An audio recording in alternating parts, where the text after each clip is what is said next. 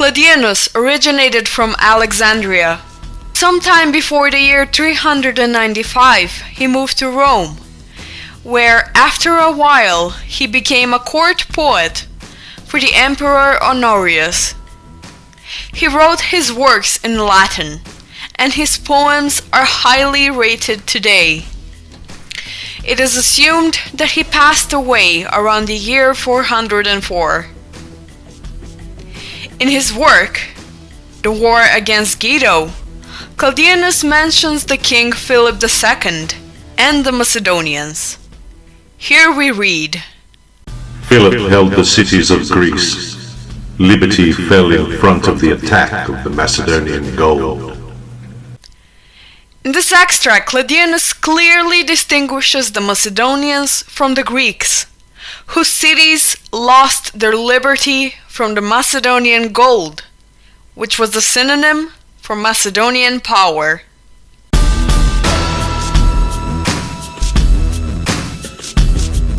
Emilia Sora was a little-known Roman historian. It is assumed that he lived in the 2nd century BC.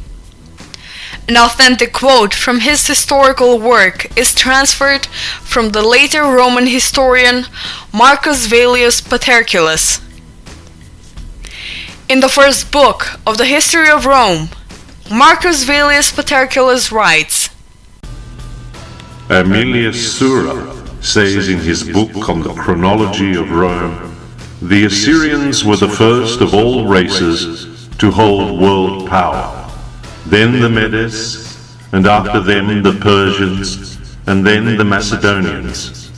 Then, through the defeat of kings Philip and Antiochus of Macedonian origin, following closely upon the overthrow of Carthage, the world power passed to the Roman people.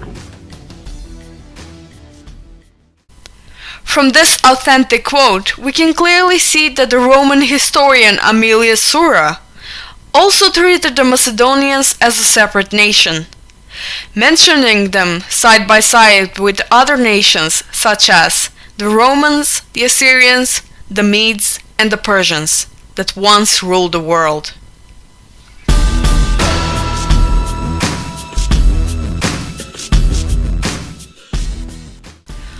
Marcus Tullius Cicero was born in the year 106 BC and passed away in the year 43 BC. He was a famous Roman philosopher, orator, lawyer, and lawgiver. He had a conflict with Gaius Julius Caesar and was banished in Macedonia, where he spent a full year. He was called later on to come back to Rome. In his work Imprisonum, Cicero clearly mentions the borders of the Greek lands in his time. Addressing Epicurus, Cicero writes that according to the law of Caesar,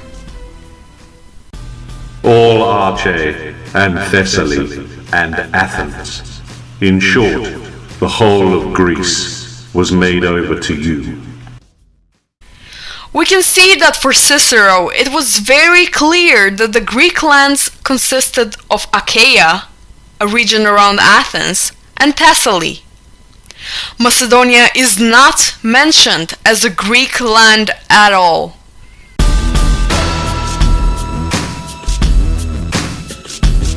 Clement of Alexandria was born around 150 and died around 216.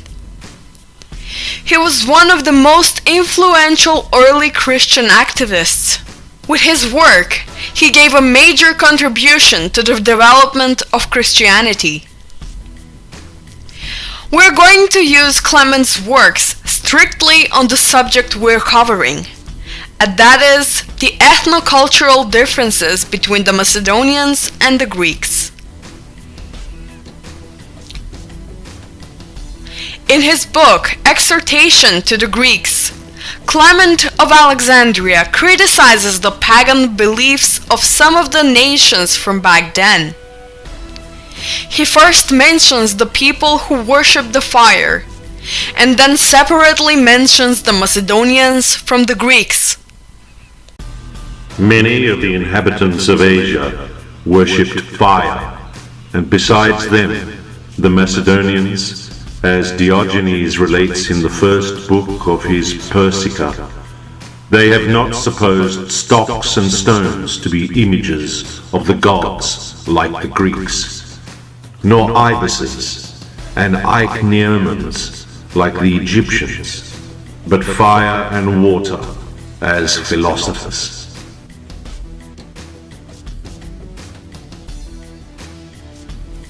With this statement, Clement of Alexandria is included among other dozens of ancient authors who testified about the differences between the Macedonians and the Greeks.